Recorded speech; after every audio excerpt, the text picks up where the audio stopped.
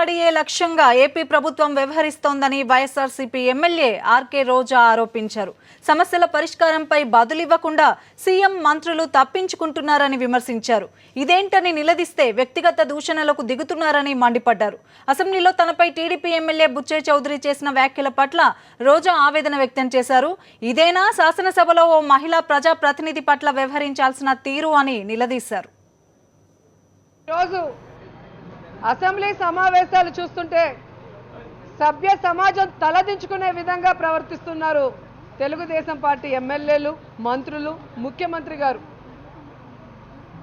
ఈరోజు రైతుల గురించి మాట్లాడినా, రైతు రుణమాఫీ గురించి మాట్లాడినా, డ్వాక్రా రుణమాఫీ గురించి మాట్లాడినా, యానిమేటర్స్ గురించి మాట్లాడినా, కాంట్రాక్ట్ వర్కర్ల గురించి మాట్లాడినా, ఫీజు రియంబర్స్మెంట్ గురించి మాట్లాడినా ఏ ఒక్క దానికి వాళ్ళ దగ్గర సమాధానం లేదు. కాబట్టి డైరెక్ట్గా జగన్ గారిని, రాజశేఖర రెడ్డి గారిని టార్గెట్ చేసి అడ్డు అదుపు లేకుండా మాట్లాడుతున్నారు.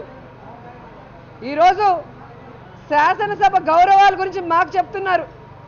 అసలు శాసనసభ రూల్స్లోనే ఉంది, సభలో రూల్ బుక్ ప్రకారం సభలో లేని వ్యక్తి లేదా చనిపోయిన వ్యక్తి గురించి మాట్లాడకూడదు అని.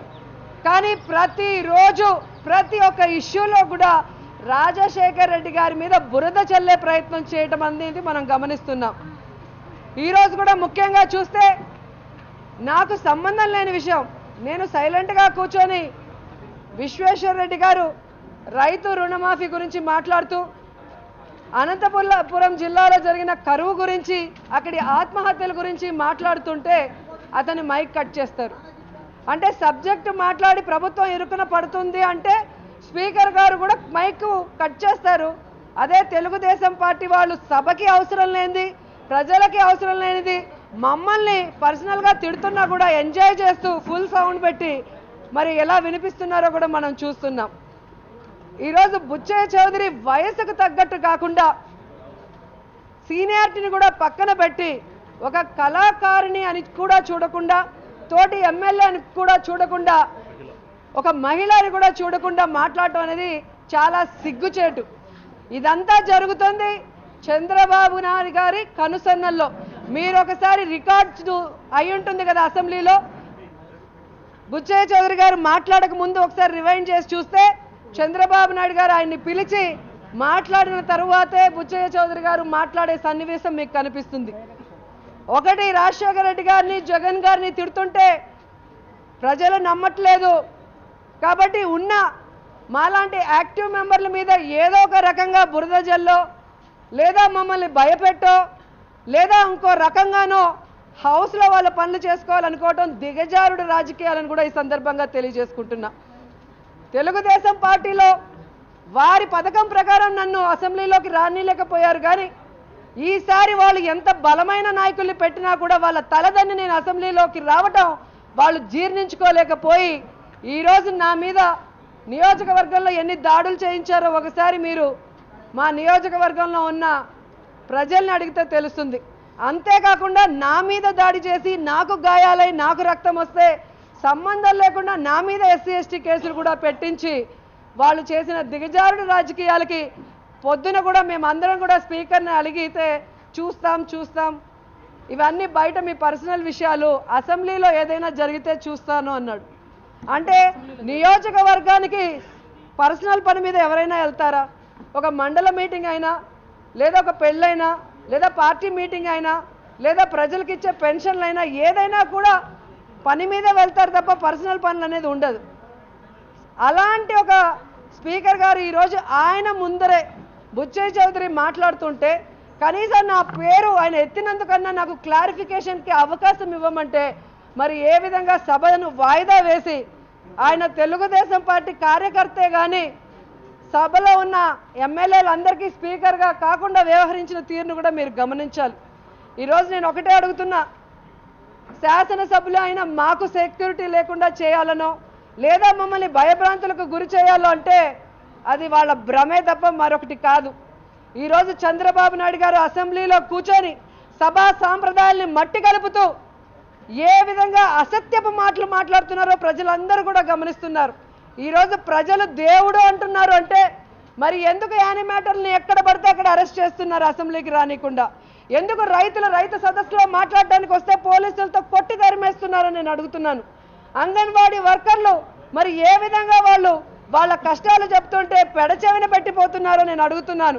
పింఛన్దారులు లబ్ధిదారులు కూడా ఈరోజు వాళ్ళకు పింఛన్ లేదని గుండె పగిలి చస్తుంటే మరి ఎందుకు అవన్నీ మీకు వినిపించడం లేదో నాకైతే అర్థం కాలేదు. ఈరోజు ఆయన అంటాడు రాజశేఖర్ రెడ్డి గారు రైతు ద్రోహి అంట, రైతు వ్యవసాయం దండగా అని చెప్పాడు అని చెప్పి. ఈరోజు చంద్రబాబు నాయుడు అధికారం వచ్చింది కాబట్టి ఏమైనా మాట్లాడతాడు. నేను ఒకటే చెప్పదలుచుకున్నా, ఈరోజు భస్మాసురుడికి భగవంతుడు వరం ఇచ్చినంత మాత్రాన భస్మాసురుడు గొప్పవాడు కాదు. ప్రజలు ఓట్లేసి చంద్రబాబు నాయుడిని ముఖ్యమంత్రి చేసినంత మాత్రాన చంద్రబాబు నాయుడు గారు గొప్పవాడు కాదు. ఆ రోజు తెలియక భగవంతుడు ఇచ్చిన వరానికి భస్మాసురుడు అదే భగవంతుడి తల మీద చెయ్యి పెట్టాలనుకుంటే ఎలా భయపడి పారిపోయి ఆ తర్వాత ఆ భస్మాసుడు చెయ్యి ఆ భస్మాసుడు తల మీదే పెట్టిన విధానం మీ అందరికీ తెలుసు. అలాగే ఈరోజు చంద్రబాబు నాయుడు గారు 5 ఏళ్ళు ఎలక్షన్ లేవు, నేను ఆడింది ఆట పాడింది పాట అనుకుంటున్నాడు. ఈరోజు తనకు ఓట్లేసిన ప్రజల్ని మర్చిపోయి రైతులు, డ్వాక్రా మహిళలు, చేనేత కార్మికులు, నిరుద్యోగులని లేకుండా అందరినీ కూడా మోసం చేస్తూ వాళ్ళ నెత్తిన చెయ్యి పెట్టాలనుకుంటున్నాడు. కానీ వాళ్ళందరూ తిరగబడితే ఆ చెయ్యిని వంచి ఆయన నెత్తి మీద పెట్టి ఆయనే భస్మమయ్యేలా చేస్తారని కూడా ఈ సందర్భంగా ఆయనకు తెలియజేస్తున్నాను.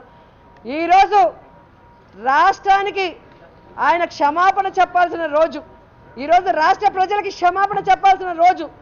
ఎలక్షన్ల ముందర పార్టీ ప్రకారంగా ఉండాలి, కానీ అధికారంలోకి వచ్చిన తర్వాత పార్టీ వేరు, ముఖ్యమంత్రి పదవి వేరు. ఈ రాష్ట్రంలో ఉన్న ప్రతి ఒక్కరికి కూడా ఆయన ముఖ్యమంత్రి. రాజశేఖర్ రెడ్డి గారు కూడా అదే విధంగా ఎన్నికల ముందైతే పార్టీ పద్ధతిలో ముందుకెళ్లారు, కానీ అధికారం వచ్చిన తర్వాత కులం, మతం, ప్రాంతం అని లేకుండా లబ్ధిదారులైన అందరికీ కూడా న్యాయం చేశారు. కాబట్టి ఈ రోజు ఆయన చనిపోయిన ప్రజల గుండెల్లో చిరస్థాయిగా నిలిచిపోయాడు. మహిళల్ని ఎంతో గౌరవిస్తాం, పేదవారిని ఆదుకుంటాం, రైతుల్ని హక్కుని చేర్చుకుంటాం, అన్ని వర్గాల ప్రజల్ని ఆదుకుంటామని చెప్పి గొప్పలు చెప్పే ఈ తెలుగుదేశం పార్టీ ప్రభుత్వం ఒక మహిళా శాసనసభ్యురాలని కూడా చూడకుండా ఏదైతే ఒక కళాకారుడు ఆనాడు స్వర్గీయ ఎన్టీ రామారావు గారు పెట్టిన తెలుగుదేశం పార్టీలో ఉన్నారో, మరి ఈరోజు కళాకారుల్ని అవమానించే విధంగా మరి మా తోటి శాసనసభ్యురాలు వైఎస్ఆర్ కాంగ్రెస్ పార్టీ శాసనసభ్యురాలు రోజా గారిని నిండు సభలో అవమానిస్తూ అనకూడని మాటలు అంటూ ఒక మహిళ అని కూడా చూడకుండా మాట్లాడటం చాలా దురదృష్టకరం. ఈ రకమైన ప్రవర్తనని అధికార పార్టీ ఎమ్మెల్యేలు మానుకోవాలని చెప్పి తెలియజేస్తా ఉన్నాం. సిగ్గుపడాల్సిన రోజు ఇదే. చంద్రబాబు నాయుడు గారు మహిళలకు చాలా ప్రాధాన్యత ఇస్తున్నానని చెప్పారు, కానీ ఆ సభలో ఉన్నటువంటి గౌరవ సభ్యులు పెద్దలు ఈరోజు మా శాసనసభ్యురాలు, మా తోటి శాసనసభ్యురాలు అయినటువంటి రోజా గారిని కించపరిచే మాటలు మాట్లాడడం నిజంగా మేము వైఎస్ఆర్ కాంగ్రెస్ పార్టీ మహిళలుగా మేము పూర్తిగా ఖండిస్తున్నాం. కానీ ఈరోజు చూస్తే మా తోటి శాసనసభ్యురాలైన రోజా గారిని అవమానపరిచి కించపరిచి మాట్లాడడం చాలా బాధగా ఉంది. ఈరోజు నిజంగా నేను బాధపడుతున్నాను. ఎందుకంటే రాజకీయాల్లో మహిళల్ని ఇంత దారుణంగా కించపరుస్తారా అని చెప్పేసి నాకు ఈరోజు అర్థమైంది. నిజంగా రోజా గారు ఆవిడ అన్నందుకు ఆవిడ ఏడుస్తున్నా కూడా ఈరోజు అధికార పక్షం వాళ్ళకి కనికరం లేకుండా ఆవిడ మాట్లాడుతుంటే ఆవిడ మీద బుక్స్ ఒకళ్ళు ఇసిరారు, ఒకళ్ళు అంటారు జబర్దస్త్ వేషాలు వేస్తున్నావు నువ్వు అని ఒకళ్ళు అంటారు వెనక నుంచి. ఇది చాలా దురదృష్టకరం. కొత్తగా వచ్చిన మాకు అధికార పక్షం వాళ్ళు చాలా సీనియర్స్ కాబట్టి ఈరోజు మాకు వాళ్ళు ఏంటంటే స్ఫూర్తిగా ఉండాలి.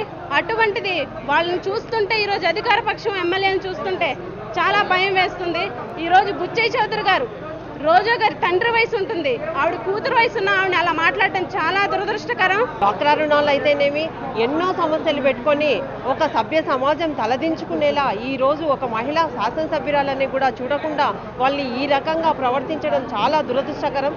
చాలా బుచ్చయ్య చౌదరి గారు కూడా చాలా సీనియరు, అతను తండ్రి లాంటి వాడు. అటువంటి వాళ్ళ కళాకారులని బోధిస్తూ ఉన్నారు. ఇప్పుడు ఎన్టీ రామారావు గారు కూడా కళాకారులే, అలాగే బాలకృష్ణ గారు ఉన్నారు, రోజా గారు ఉన్నారు. ఎవరికి ఏ వృత్తి ఇష్టమో దాంట్లోకి రావడం జరుగుతూ ఉంది. కానీ ఇంత సభ్య సమాజం తలదించుకునేలాగా ఈరోజు మాట్లాడడం చాలా బాధాకరం.